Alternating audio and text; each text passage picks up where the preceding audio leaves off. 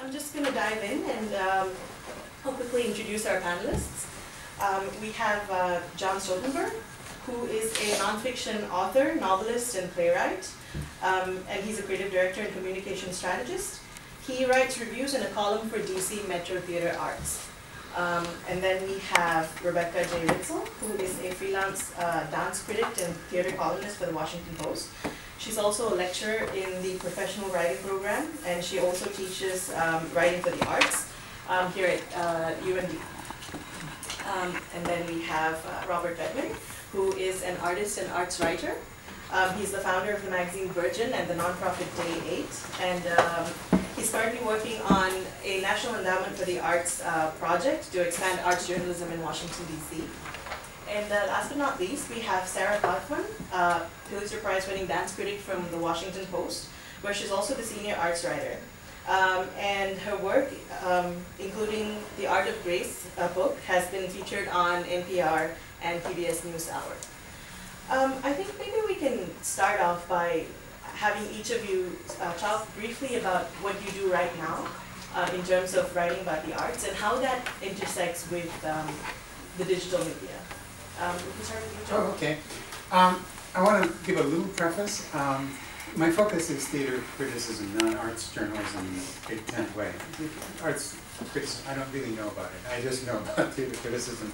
And that means I get to see a lot of theater, and then, which I love. And then I come home, and the next morning I wake up, and I have a lot of coffee, and I write about it, and by the afternoon, something I've written about it is online.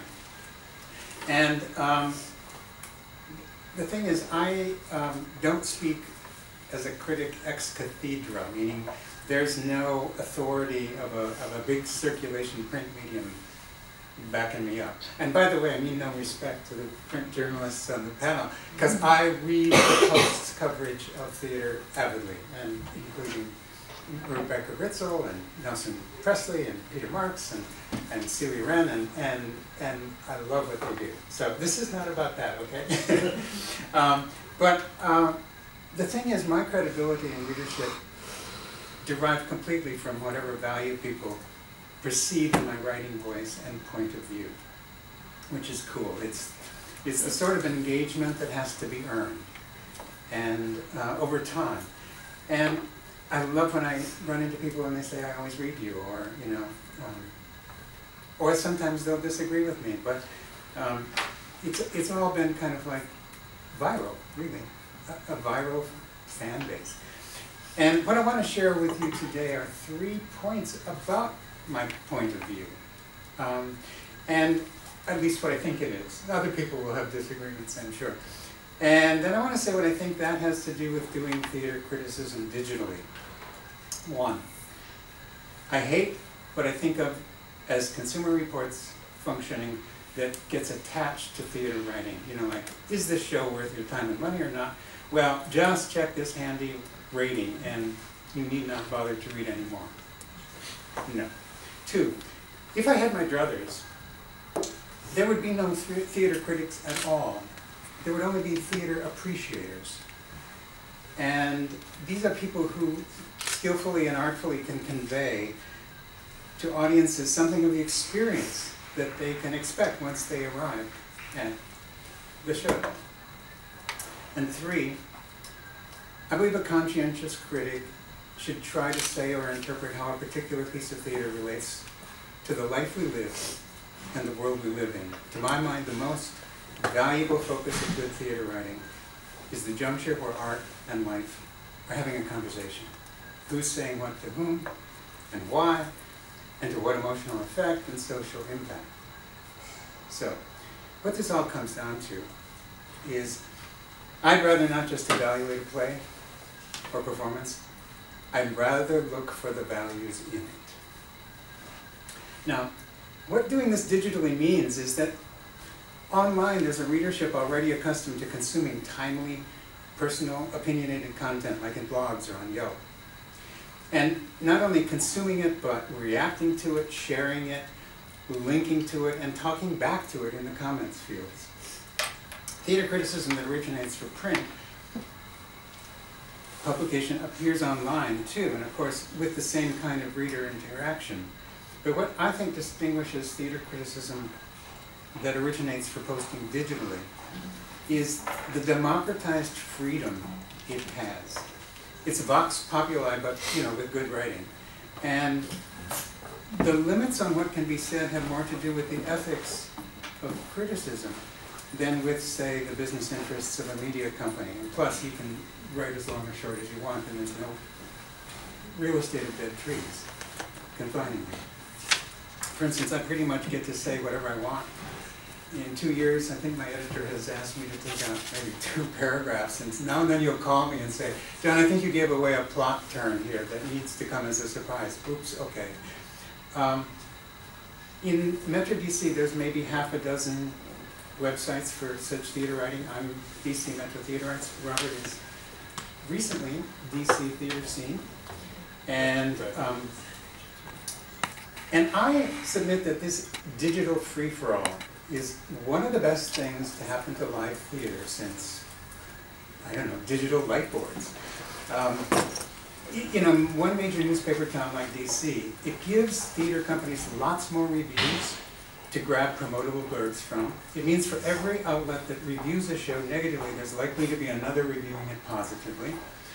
And it gives casts and creative teams lots of handy, shareable ways to tell their friends and families, hey, look what I'm in. Hey, look, I just got praised. And here's what I think is the icing on that cake. I believe that this infusion of shareable enthusiasm in the theater company, ultimately, in the theater community, ultimately translates into more engaged and more diverse audiences. Thank you. Rebecca. Hi. All right. Can I start out by just pitching for students to take my class? So I'm Rebecca Ritzel. I teach writing for the arts here at campus. For those of you who are currently juniors or seniors and you haven't yet fulfilled your professional writing requirement, you're welcome to come take my class. We do have some very nice ties to arts journalism here on campus, just they're not in the journalism school. So there's me, and there is Nelson Presley, Sarah and I's colleague at the Post, teaches in the Honors College, actually. He teaches political theater, and he's taught here for years. He has a PhD from Maryland. And not a Post connection, but I'm so excited that Will Robin is going to be joining the faculty next year. You know, Will is is a musicologist, but he's a musicologist who also has a classical music radio show. Writes regularly about music for the New Yorker and the New York Times and a lot of publications. So that's a huge coup that we've got him coming, and is a great. I think there are maybe what John and Robert will touch on in their sort of career stories is that this sort of hybrid personality of person who's a journalist and an artist, and Will is an example of someone who's doing both on a very high level. For me, my path has been more of, I was a daily newspaper journalist at a paper that they had the joke of every year, let's give the new kid, the newest reporter who's 22, the Nutcracker story. And they're like, haha, you have to interview this year's Clara. And, I actually really liked interviewing this year's Clara, as well as the guest Ukrainians, who, as it turned out, had performed somewhere called the Bolshoi Ballet. And then just stuck with arts journalism throughout my career, left a job at a newspaper, and went to get my master's in arts journalism at Syracuse. I ended up in DC afterwards. This wonderful lady was looking for dance critics and gave me a shot. And now I also write a weekly column for the Washington Post that we call Backstage.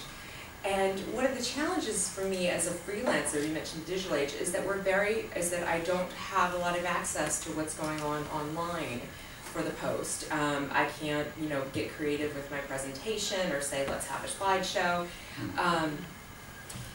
And it's up to me to try to promote my work through social media and staff writers. Sarah is really great at, you've done Periscope, right? And Snapchat? Snapchat? Okay, Periscope and then I got asked to do that, to do the Post Periscope feed when Hamilton was came to the White House, the cast of Hamilton. they ended up not, you know, I ended up saying, I don't think that should be my first attempt at Periscope. But, so it is interesting sort of being in this, you know, world where I can't, as a freelancer, we have to promote our own work, but then we can't be actively engaged necessarily in how the media outlets we're attached to are working online. I write for another publication called Virginia Living, which is a lovely glossy magazine, actually pays me more than the Post. But my arts columns don't end up online. So I had this publicist recently, she's like, I really need a copy of, you know, your thing you wrote. And the magazine's bigger than my home scanner, and this comical thing where I'm trying to, like, you know, yeah, I'm like, all right, you know, trying to scan this hard copy thing so she could have it. So, I did finally give up, and I said, like, you know, go to Whole Foods somewhere, buy the magazine, you know, even if you have to drive to another state to get it. No, we're going to send her a PDF. But yeah, so we're at a really interesting point in terms of digital media, but for those of us who are, like many arts journalists, freelancers, it's a different ballgame than if you're actually on staff at a publication. Thank you. Robert? What's our question again? Well, the question is just to kind of give us a run through of maybe what you're working on right now and how that intersects with the online world and online media and digital media. Cool. My name's Robert Bettmann. I run a nonprofit called Day 8. Right now we're in the process of executing on a National Endowment for the Arts funded project, which is the goal of which is to increase substantive engagement with the arts by hiring an early career arts writer. I've been on both sides of the arts in the sense of I write about the arts now, but I'm newer to that. I started my career as a performing artist. Out of Oberlin College, I got a scholarship to the Alvin Ailey School. When I then, a year later, lost the scholarship at the Alvin Ailey School, ended up as an editorial assistant at W.W. Norton. And even during almost a decade being a performing artist, I always wrote, I blogged, and I actually started this magazine through my performing work. I was invited to a series of symposia by a local foundation, which was looking to figure out, the NEA has a longitudinal study of arts participation, and there's been declining participation in the arts. And if you are in the dance field, you know that it's easier to get people to attend something like Balanchine than new art. The audience for new dance is declining. And so this foundation was interested in figuring out how do we get people to engage with new work? How do we beyond just direct funding, you know, more dance making, how do we get the public to be interested in the creative process related to dance?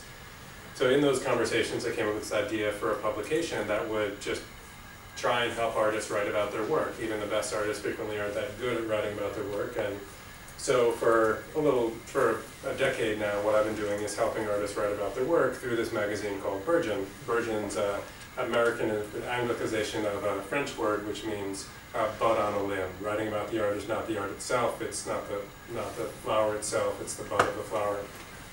One of the wonderful things about writing, though, is that it is actually shareable. So with an experience like dance, where you know, it's ephemeral, with an artist writing about their work, you can capture something that people can understand more about, you know, who the artist is, you know, what they're making. And so that's been our goal with the magazine, is to increase substantive participation in the arts, because I believe in the arts. So right now, getting out of dance, I got into website design, and conversations around media and the future of media and the future of journalism are something that I just love being involved in, I'm very passionate about. So right now I'm working on this arts writing fellowship, and we are hiring 2 arts writers for 6 months to write about the arts, one of whom gratefully is here, Janelle Walker, and so I hand to her for being one of the first awardees.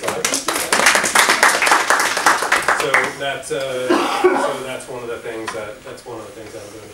Thank you. Sarah?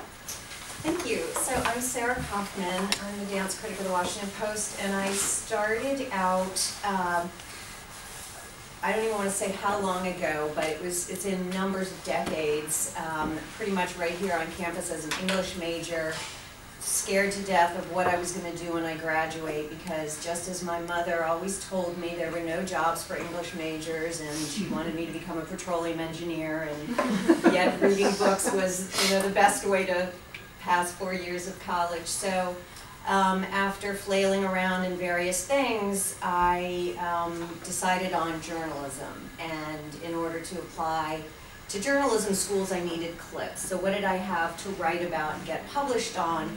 I had been a long-time dance student. I worked my way through the University of Maryland, answering phones at a local ballet school, and I started writing dance reviews for the city paper, which eagerly published them to my great surprise. And lo and behold, it kind of became a specialty. So I went on to Northwestern to get my master's in journalism, and every town I lived in, every newspaper job I had, I always wrote about dance as well. And there was an interest in it, as there continues to be. So I guess one message from that is a sort of niche specialty can actually become your career if you get really good at it and you do it a lot. So you don't need to be dissuaded by the fact that, you know, it's not amongst, you know, it's not like a wide, you know, embrace of you know, come and send a job application in for this job. It can, you know, they can only need one person, and you can be that one person. But what has allowed me to succeed in that job and be in that job for so many years, and I've been at the Washington Post for more than 20 years, is having a broad view that goes beyond dance. And that was the value of my journalism education. And having the journalistic skills to plow into other areas of the arts. So, for example, a blog post of mine that went online this morning is not at all about dance. It's about an athlete, and he made an amazing video that you may have seen in your Facebook feeds. If not, you should go to my blog post and click on the beautiful video. Spend a long time on it because we count that kind of engagement. But he's a slackliner, and if you don't know what that is, it's like the extreme sport version of tightrope walking on a slightly thicker piece of webbing, and they do all kinds of BMX, adrenaline junkie, you know, snowboarding tricks in the air, bouncing up and down on this line. Well, this guy, and you can see these videos all over YouTube, but this guy took an artist sensibility to it, and he created, the reason it's gone viral is because he tapped into everybody's fear of failure, and how if you slip and you fall and you crash into the creek, you can pull yourself back up, and that failure can make you stronger. And this is what, without words, simply with this gorgeous young 18-year-old shirtless Frenchman twirling around in the air with a violinist can express. So it's absolutely a piece of art. And what's interesting is that there's a lot of bad news, or a lot of not so great news about journalism in the digital age. We're all kind of marinating in that because nobody knows where the field of journalism is going to go. But just as it's changing the field of journalism, it's enriching the world of art just immeasurably. I mean, these art forms exist online, like these videos that we can engage with. And so, you know, there's just so much more out there. There's so much more of a universe. And what I love about arts journalism, and I am, you know, a big backer of it, so I'm going to be preaching that this whole period of time that we have. It uses every part of me. It uses every part of me as a person, as someone who loves the arts, and as a journalist. So, you know, business reporting, looking at, you know, investigative reporting, looking at tax returns, doing the personality, you know, profiles of the quirky personalities, going behind the scenes to all the mechanics of how art gets on the stage or on the street corner or you know, into a gallery. Just everything there is applicable to the field of the arts. But the important thing is that you need to have that toolbox. So you need to be able to approach it like a journalist, whether you're a critic, whether you're writing features, whether you're doing having the journalistic skills, the investigative reporting, the business reporting, the deep research ability, and most importantly, the analytic skills are all what enable you to open the door up and find, report the story and find an audience, because it's going to be the deeply reported stories, the deeply thought over criticism that gets the audience. And by the way, just today there was some good news. The Pew Research Center has published some statistics on the amount of engagement with long-form journalism by users of cell phones, readers on cell phones. Much higher than we thought, higher than short-form journalism. So people who are reading stories on their cell phones are staying with the long-form journalism. It's not just, in fact, there is skewing the short-form journalism to read later on, and they're going into the long form. And that's a lot of what you find in the arts, are the longer essays, the longer features, the longer profiles, etc. Thank you, Sarah.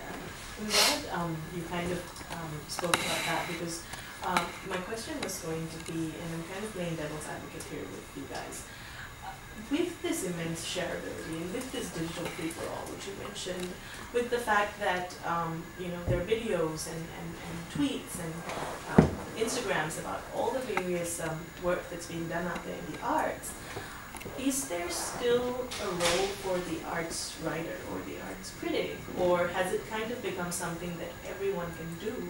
And you kind of spoke a little bit about that in terms of what being a journalist brings into it. But I wonder if the rest of you would like to weigh in as well and talk about how you see yourself operating in this space. I mean, you guys can jump in if you want, rather than me calling on each of you. How do you define yourself, or what you do, and make a name for yourself as separate from sort of this massive free-for-all of information and opinion and critique that is now available online? There's the conversation about what happens when everyone is a critic is an important one. I think that to the extent that people have criticized museums as being tombs that enshrine value, that by putting something in a fancy building and putting it in a frame, you say this is valuable, and that there's some unreconciled history of racism and oppression in arts writing and in all writing as being tools of the powerful. And so when you look at the history of racism in the United States, that of course is reflected not only in traditional businesses but also in media business. And so more arts are surfacing to be consumed, I think is definitely a positive thing. I worry about how the changes in publication are affecting the arts that we are prepared for. I can tell you that the Theater Critics organization, at our last meeting in New York last fall, we had some guests from the Dramatists Guild, and we do have an exploratory committee on sort of like playwright critic partnerships that we're playing around with the knowledge of that there still needs to be these ethical lines. But, oh crap, Doug, what is the playwright's last name? Hubert, I Am My Own Wife. I mean, it's a pretty big name playwright, who's kind of the one on the Dramatists Guild side. So I think that some of those partnerships, if they're formalized and they're created along ethical lines, I think some of those could be good for creating dialogue. I look at the NEA thing as a loss. The Wallace Foundation's recent $100 million commitment to audience development, which is how we got the grant from the NEA, which is, they are concerned with the declines in arts participation. And so when you look at the fact that classical audiences are aging and graying, and there's a massive industry around the traditional arts, and so there are huge commitments being made by massive foundations, not enough of them yet going to my little nonprofit, but we are grateful for the NEA's initial commitment.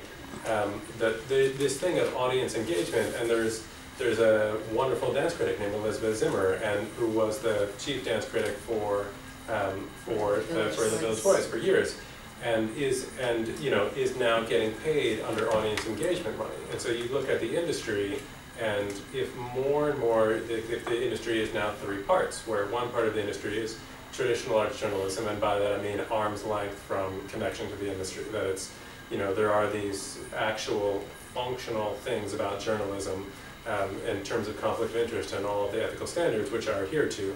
And then another third of it is content strategy. I write for the Content Strategy Play, which is a real estate organization, a real estate business, which has created a magazine and is paying journalists to write content, including arts content, entirely to get clicks, because that's their content strategy play. Like, that's what they're doing as a business. They've been doing it for years. That it works. And then another third is actually this marketing content being produced by people like Elizabeth, who used to have jobs as actual critics, but who are now being paid from within the industry. And so if you're a member of the public, and by definition a member of the public, you don't care about the arts, and you're not paying enough attention to be able to distinguish between 3 different kinds, it's really confusing. Like, what is, what's marketing materials? What is being produced by actual good journalists? And you can know that if you read the Post, it's actual good stuff. But, for members of the public, I think there's an underappreciated understanding of the fact that the declines in participation in the arts correlate directly to the increase in arts writing. I think we've misunderstood the challenge in arts writing lately, that it's not that there's too little arts writing, there's way too much of it. The public is flooded with arts writing from all these different channels, and they've got no way to distinguish what, some schmo writing in some little publication, if they can trust that versus some other, versus Elizabeth, and so it's I think, the challenges in journalism are, the opportunities are very real because anyone can start a magazine, and there's all these things, all these opportunities for new models to surface and for, for new content to surface in the arts and in journalism, these new forms. But if you do care about traditional arts and traditional arts journalism, then I think there's reason to try and create models that support traditional arts writing, which is what the NEA funding went to. Right, no, I'd say that's not traditional, and that's not supporting. There was a shift in who they were going to support. I thought we could open up the floor to some questions. Are there any questions that, if you put up your hand, and introduce yourself, we can. Sure. Dan. Hi, Dan Dilliplane. I was just wondering, so how all of you conceive of the audiences of your writing, right? And in terms of publics, right? Who do you see yourself as writing to, and how do you allow your own impressions of a work, right? Knowing that your impressions are based on your own experiences and who you are, how does that translate as you're trying to write to publics that may be different from your own self? I think that's a great question because it's always in my mind and it changes with the format. So, for instance, my dance reviews will run in print and, my whole canvas was print for many, many years. So I was in the habit of writing for what I thought of as the general Washington Post readership. So maybe not in the level of in-depth, fine detailed knowledge of dance that you could assume in New York City, but sophisticated adult readership.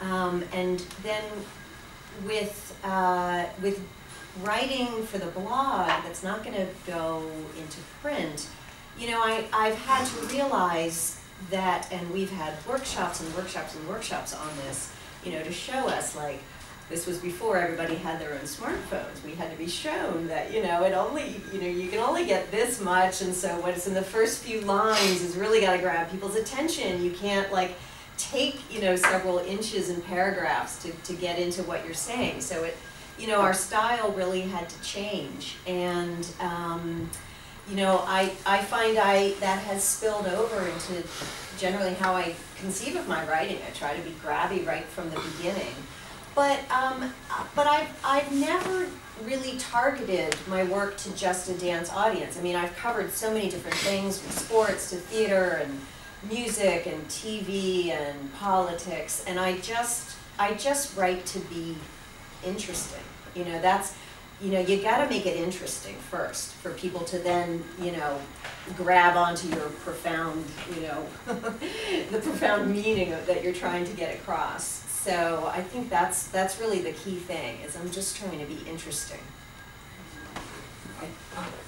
Yeah, in general, I'm writing for the people I think will like it. But that means I'm often writing for a different audience for different pieces of theater. I just did a piece about, it's a theater piece about C.S. Lewis. Became a Christian apologist after having been an atheist.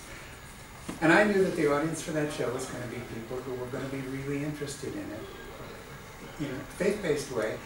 And I was also trying to write to the people who would be turned off by that. And that there was a dramatic arc there for them to appreciate, and they didn't have to believe it. They just had to receive it. And that was a very different kind of writing from when I wrote about a thing at Theater J, and it was all about parents mourning the death of their children. Sorrowful, sorrowful, sorrowful. And I said to myself, this is a piece that is going to interest people who have lost children. And I needed to figure out a way to say that to them, so I wrote it as a poem.